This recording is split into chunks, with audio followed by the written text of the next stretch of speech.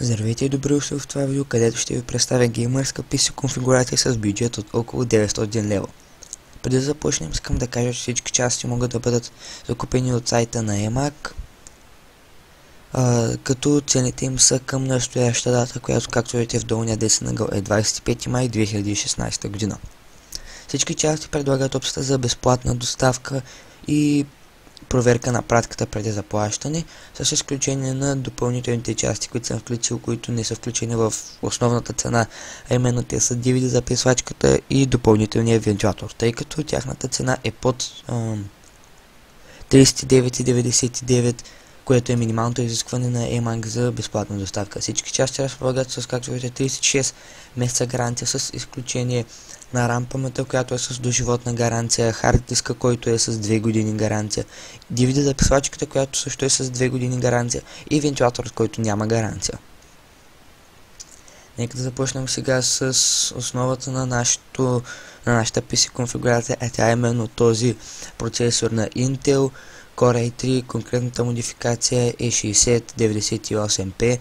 Това е най-новото 6-то поколение на интелските процесори Skylake, 3,6 ГГц, тактова честота, 3 МБ кеш и с най-новите сокети 1151. Тези процесори се характеризират със свойството да са малко по-слаби от предишното поколение, които са на същите гигахерци, харчат значително по-малко ток и греят значително по-малко, но все пак са по-слаби. Продължаваме напред с видеокартата, която е NVIDIA GeForce GTX 950 Strix OS Gaming в изпълнение на Asus с 2 ГБ GDDR5 памет 128 битва. Видеокартата разполага с 2 DVI, 1 HDMI и 1 DisplayPort. Ето тук може да видите малко по-добре видеокартата. Видеокартата докато и всичките гаранции, които има. Видеокарта е в профил. Тук може да видите всичките портове на видеокарта, както и двете охладителни тръби. И тук самата кутия на видеокарта и самата видеокарта. Продължаваме напред с дъвната платка, която е на MSI H110M Pro VD с сокет 1151 с поддържана RAM памет DDR4. Направи впечатление, понеже аз бях избрал една друга дънна платка, която не беше намалена и беше малко по-скъпа, и ми направи впечатление, че единствените плочки RAM, които тя може да поддържа, е DDR3. Този процесор не може да работи с DDR3 памет, и както всеки процесор с Skylake серията и с сокет 1151.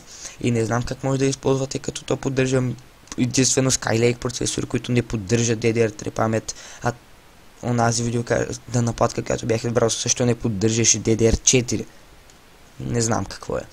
Но сега не сме избрали тази, а сме избрали тази, която, както казахме, с сокет 1151. Имаме два слота за RAM памет, ето го слота за процесора, PCI Express слота за видеокартата, SATA портовете, основното захранване, най-новите кондензатори на MSI и въобще на всички марки, които са сложили, които дават по-качествено аудио от стандартните вградени кондензатори. Това тук са портовете, които ще ги видите малко по-добре след малко. Ето ги, именно имаме 4 USB 2.0 комбиниран порт за клавиатура и за мишка, ако някой още ги ползва. Още два дисплей порта, ако искате да свързвате нещо като мултимедия или нещо такова. 2 USB 3.0 LAN порт за кабела за интернет. Вход за микрофон, вход за слушалки, вход за тон колони. Продължа. Ето тук може да видите и самата кутия, ако зареди. Ето. Продължаваме напред с RAM памета, която отново е на HyperX Fury Black 8 ГБ DIMM DDR4 2400 МГц. Отново съм използвал тази почка RAM, понеже както виждате DDR4 е 2400 МГц, а не 1600 или 1800, което е много по-добре. И плюс това има пасивно охлаждане, което виждате това отгоре черното над самата платка. Продължаваме напред с хард диска, който отново е на Seagate Barracuda 1 ТБ 7200 оборота в минута, 64 МБ кеш с SATA 3 порт. Отново съм използвал този хард диск, понеже както виждате той е много харесван. Има много положителни ревюта и си е напълно достатъчен 1 ТБ за абсолютно всички игри, които може да играете на този компютър. Продължаваме напред. Опс, тук съм объркал. Трябва да е така. Продължаваме напред с захранването, което отново е на Enjoy Agon 600 вата Real Power, което значи, че си има истински 600 вата. Той е 80 плюс сертификат с гаранция вземи върни. Там нещо от самите Enjoy с подарък Enjoy ORP допълнително. Нали, услужване, поправка и още една гаранция и премиум, това целият пакет. Както видите, много хубаво изглежда с този вентилатор и си има 600 вата Real Power. А ако не ви харесва този оранжев вентилатор, не се безпокойте, тъй като кутията е с долно захранване и то няма да се вижда, освен ако надържите кутията с краката нагоре. Сега стигаме и до кутията, която е на Deluxe ME 880 Middle Tower без захранващ блок, черна. Както видите, много красива кутия с вграден един преден вентилатор, няма заден вентилатор, но както казах, вие може да се добавите. Тук са двете, това тук не мисля, че се маха. Това тук са двете места, където може да сложите DVD записвачката, която също ще покажа, и Card Reader, ако искате. Имаме Reset, Power, USB 3.0, USB 2.0, вход за микрофон, вход за слушалки. Места за още два вентилатора. Други снимки на кутията няма.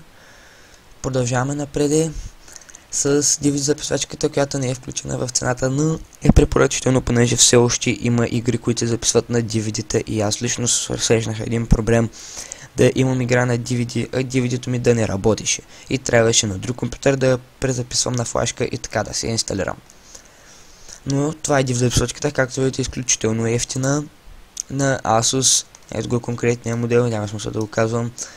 SATA е, което значи, че бързо ще презаписва, черна, както видите отпреде. Това е и е изключително ефтина.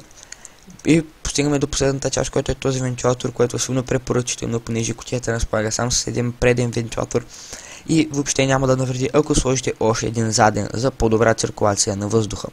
И както виждате, той е на цена от 4,90, което е изключително ефтино. И си мислите, но тези две неща ще трябва да доплащам по 3 лева за доставката на всяко от тях. Не, понеже ако ми поръчате заедно с всички тези други неща, които имат безплатна доставка, и тези двете също ще имат безплатна доставка. Сега стигнахме и до цената на самата конфигурация, където без вентилатора и DVD записвачката е точно 941 лева и 84 стотинки. Ако искате да включите примерно DVD записвачката и един от тези вентилатори, където е добре да включите поне един, цената става 971 лева и 73 стотинки.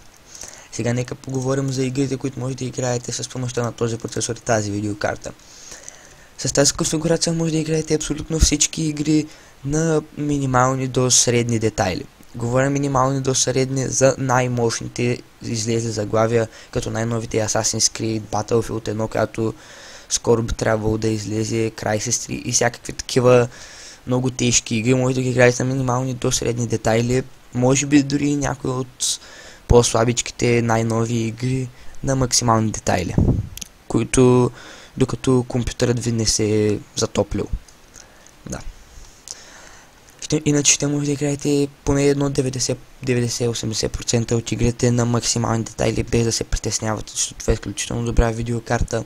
Имате предостатъчно RAM и процесорът си е достатъчно добър, за да играете игри. Това е едно перфектно решение за човек, който иска да играе почти всички игри на максимум настройки, без да се притеснява, че може да му стане нещо на компютърът. Упс, игнорирайте го това. И не иска да се изхвърля особено много с бюджета. И аз съм един от тези хора, но съм си направил малко по-скъпа конфигурация, която може би сте я видели вече, а може би още не сте, ако не сте я видели, скоро ще я видите.